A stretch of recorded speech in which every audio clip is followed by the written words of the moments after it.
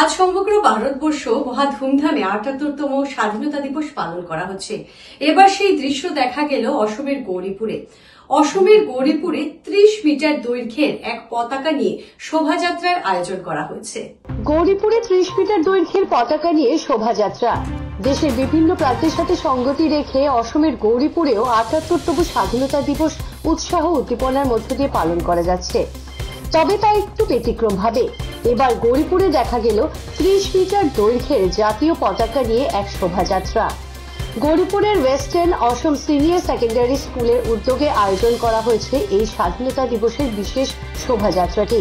৩০ metre দৈর্ঘ্যের জাতীয় পতাকা নিয়ে এক বিশাল শোভাযাত্রা।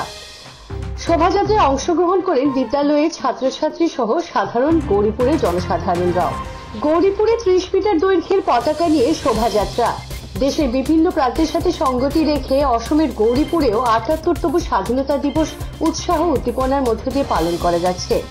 তবে তা একটু ব্যতিক্রম ভাবে এবার গৌরীপুরে দেখা গেল ৩০ মিটার দৈর্ঘ্যের জাতীয় পতাকা নিয়ে এক শোভাযাত্রা। গৌরীপুরের ওয়েস্টার্ন অসম সিনিয়র সেকেন্ডারি স্কুলের উদ্যোগে আয়োজন করা হয়েছে এই স্বাধীনতা দিবসের বিশেষ শোভাযাত্রাটি।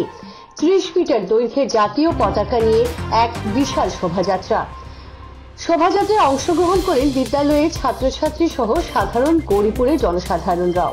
কিন্তু 1947 চনত আমাৰ জাতিৰ পিতা মহাত্মা গান্ধী ডাঙৰীয়াই আমাৰ দেশখনক ব্ৰিটিছ যিটো শাসন আছিল, ব্ৰিটিছ শাসনৰ পৰা আমাক মুক্ত কৰি এখন স্বাধীন ভাৰত আৰু ১৬ আগষ্ট স্বাধীনতা দিৱস হিচাপে পালন কৰি অহা হয়।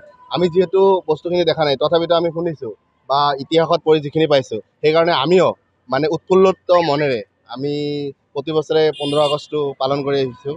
আৰু সেইকাৰণে আমাৰ কলেজে এইবাৰ স্বাধীনতা দিৱস উপলক্ষে ৰেলী ওলাইছে, যাতে চবে সজাগতা হয় আৰু যাতে চবে স্বাধীনতা দিৱসটো যাতে মুক্ত মনে আৰু আনন্দ মনেৰে পালন কৰে। সেই উদ্দেশ্যে আমি আজি ৰেলী ওলালোঁ। আমাৰ ছাত্ৰ ছাত্ৰীসকল আহিছে আৰু ৰাইজৰ পৰাও আমি বহুত সঁহাৰি পালোঁ।